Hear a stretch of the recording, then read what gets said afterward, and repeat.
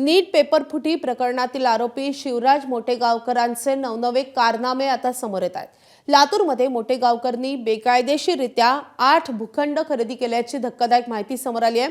6.5 कोटींची मालमत्ता केवळ पावती तिकिटावर खरेदी केल्याची धक्कादायक माहिती आहे. अनिल कुमार अग्रवाल यांच्याकडून जमीन खरेदी करण्यात आली आहे. पैसे कसे दिले याबाबत कोणतीही माहिती खरेदी पत्रावर नाही आहे. माहिती अधिकार कार्यकर्ते मल्लिकार्जुन भाईकट्टी यांनी हा सर्व प्रकार समोर आणलाय.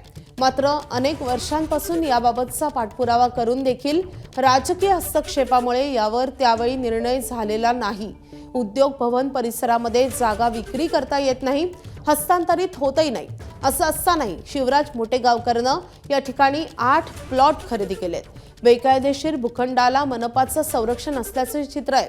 संस्थेच्या पातळीवर कागदपत्रांची पूर्तता झाली असली तरी प्रशासनाच्या पातळीवर त्याला कसलीही कायदेशीर मान्यता नाही. हे 8 भूखंड विकत घेतल्यानंतर त्यावरील लाईट बिल, बांधकाम परवाने हे शिवराज मोटेगावकर यांच्या नावे देण्याचा प्रकार महापालिकेकडून करण्यात आला आहे.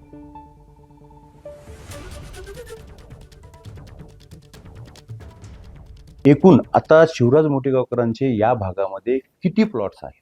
शिवराज मोटेगावकरांच्या नावावर Latur industrial estate cooperative society 100 प्लॉटपैकी plot number 13, plot number 17, plot number 65 आणि प्लॉट नंबर 26 असे त्यांच्या आणि त्यांच्या मिसेसच्या नावावर हे जुने 4 प्लॉट असून त्यांनी आता बंद पडलेल्या जयशंकर डाळ मिलचे प्लॉट नंबर 38, 39, 42 व 42 अ असे प्लॉट नव्याने त्यांनी खरेदी केलेले आहेत. तिथं ही सरकारी जागा आहे, त्याला हस्तांतरित जिल्हा उद्योग केंद्राकडून करून द्यावं लागतं. तसं न करता हे प्लॉट हस्तांतरित करण्यासाठी जिल्हा उद्योग केंद्राकडे दिले, परंतु आम्ही ते होऊ दिलेलं नाहीये. तर त्याच्यामध्ये माहिती अधिकारात मिळालेली रशीद पावतीमध्ये असं म्हणलं की त्यांना 6.5 कोटी रुपयाला त्यांनी ही फ्लॅट विकत घेतले. सातत्याने याच्याबद्दलची ओरड झाली, तुम्ही महानगरपालिकेत तक्रार दिलेली आहे, जिल्हाधिकाऱ्यांकडे तक्रार दिलेली आहे, मात्र त्याच्यावर काही का झालं नाही? आम्ही 2011 सालापासून आमचे मामा अभिमन्यू रासोरे यांनी उच्च न्यायालयातून या संदर्भात बेकायदेशीर प्लॉटवरती कारवाई करा म्हणून ऑर्डर आणली असताना देखील तत्कालीन AR मधुकर घुसकर यांनी त्याच्यावर काही कारवाई केली नसल्यामुळं तत्कालीन सहाय्यक नियमक स्मृती पाटील यांनी संस्था देखील बरखास्त केली होती.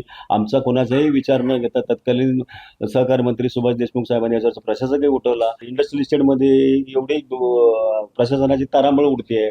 ट्युशन क्लासेस सुटल्यानंतर सामान्य माणसाला चालता येत नाही, तिथे ड्रग्ज सापडले, तिथे छेडाछेडी झाली, तिथे एका माणसाचा खून झाला. एवढी तीव्र स्पर्धा इथे चाललेली आहे. हे सगळंच बेकायदेशीर आहे. प्रशासन रूपी भस्मासूर प्रशासनाने उभा केलेला आहे आणि कोणीच त्याच्यावरती पॉलिटिकल प्रेशर असल्यामुळे कारवाई करण्यास बजावत. नेमकं कोणाचं पॉलिटिकल प्रेशर? अमित देशमुखांनी त्यांची आई त्यांच्या नावावरती एक फ्लॅट आणि दुकान आहे. दिलीपराव देशमुख यांच्या नावावर फ्लॅट आणि दुकान आहे. आता ते त्यांनी का घेतलं, का प्रदीप राठील त्यांच्या गळ्यात घातलंय आम्हाला माहित नाही, कारण देशमुख असं करणार नाहीत. बहुतेक उद्या प्रशासकीय काय अडचणी आल्या तर देशमुखांचा वर्धा सराव म्हणून प्रदीप राठील खेळलेले चाल असू शकते. मग सरकारी जागेत यांचे फ्लॅट आणि दुकान कसं? आणि ह्याची नोंद त्यांच्या दिलीपराव देशमुखांच्या आणि विलासराव देशमुखांच्या विधानसभेच्या ॲफिडेव्हिटमध्ये आहे की सरकारी जागा असून देखील त्यांनी त्यांच्या मालकीची म्हणतात.